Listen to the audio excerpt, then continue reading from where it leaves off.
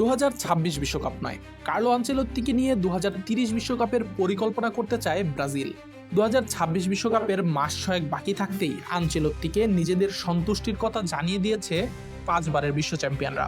তাই 2026 বিশ্বকাপে ফলাফল যাই হোক না কেন, 2030 সাল অবধি ব্রাজিলেই থাকার সম্ভাবনা প্রবল ইউরোপের অন্যতম সফল এই মাস্টারমাইন্ডের। গত মে মাসে ইউরোপের অন্যতম সফল ক্লাব রিয়াল মাদ্রিদ ছেড়ে ব্রাজিলের কোচ হিসাবে দায়িত্ব নেন ডন কার্লো আনচেলত্তি। বর্তমানে তার চুক্তি রয়েছে 2026 বিশ্বকাপ পর্যন্ত। তবে স্পেনের শীর্ষস্থানীয় ক্রীড়া দৈনিক এএস জানিয়েছে, খুব শিগগিরই তার সঙ্গে নতুন চুক্তি করতে যাচ্ছে ব্রাজিলিয়ান ফুটবল কনফেডারেশন সিবিএফ, যার মেয়াদ বাড়িয়ে নেওয়া হবে 2030 বিশ্বকাপ পর্যন্ত।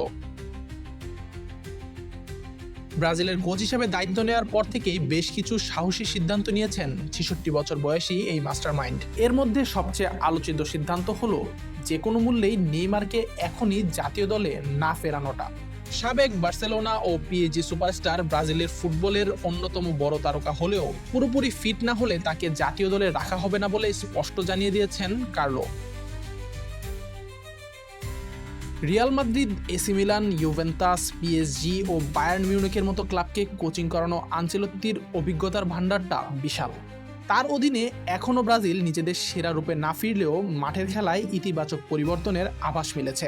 সিবিএফ এর বিশ্বাস, গত 5 বিশ্বকাপে ইউরোপের দলের কাছে নাস্তানুবোধ হবার দুঃখ ভোলাতে আনচেলত্তির চেয়ে ভালো অপশন তাদের কাছে নেই। তাই সিবিএফ 5 বারের বিশ্ব চ্যাম্পিয়ন ব্রাজিলকে আবারও শীর্ষস্থানে ফেরানোর জন্য আনচেলত্তিকেই সবচেয়ে উপযুক্ত মানুষ ভাবছে। আশিকুর রহমান শান্ত, ডি স্পোর্টস।